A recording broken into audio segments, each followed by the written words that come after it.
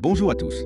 Aujourd'hui, je vais vous présenter l'une des saveurs les plus emblématiques de l'automne japonais, le maquereau du Pacifique, appelé sanma en japonais. Depuis des siècles, ce poisson est considéré comme un mets de saison apprécié par le peuple. Il apparaît même dans le rakugo, une forme traditionnelle de conte humoristique, ce qui montre à quel point il est profondément enraciné dans la culture japonaise.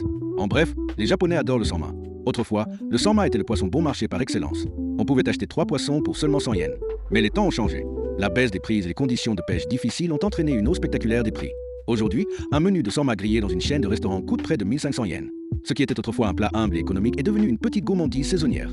Cette fois, j'ai visité Otoya, une chaîne de restaurants japonais bien connue, présente dans tout le pays. Il propose le menu de maquereau du Pacifique frais grillé au charbon pour 1480 yens. Le repas comprend 2 poissons grillés au charbon, accompagnés de riz, de soupe miso et de légumes marinés. Le client peut choisir entre du riz blanc classique ou du riz aux 5 céréales, très apprécié par ceux qui privilégient une alimentation saine. Dans certains établissements, il est même possible de choisir différents types de soupe miso. Cette possibilité de personnalisation est typique d'Otoya. Lorsque le menu arrive à table, la première chose que l'on remarque est l'arôme du charbon. La peau est croustillante, tandis que la chair reste tendre et juteuse.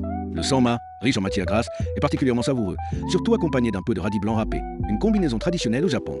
Il n'y a pas de sauce compliquée ni de présentation luxueuse, simplement l'essentiel, mais bien exécuté. Cette simplicité fait tout son charme. Bien sûr, le prix peut surprendre. Payer 1480 yens pour du poisson grillé peut sembler cher, même pour les Japonais.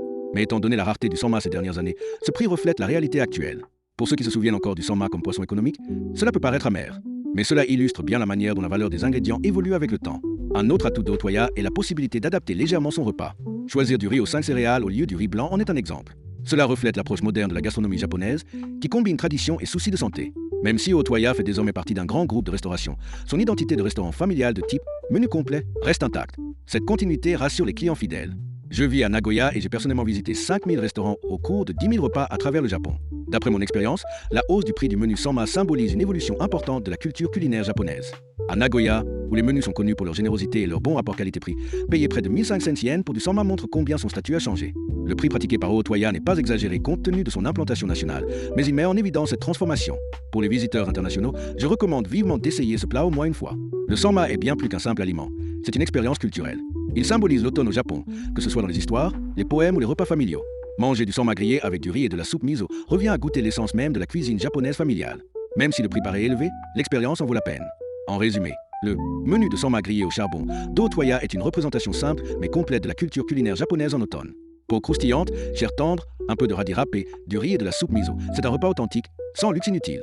La hausse des prix peut surprendre, mais elle reflète la réalité actuelle du Japon. Je suis un Japonais vivant à Nagoya et, après avoir visité plus de 5000 restaurants pour 10 000 repas, je partage la culture culinaire japonaise dans 6 langues à destination d'un public international.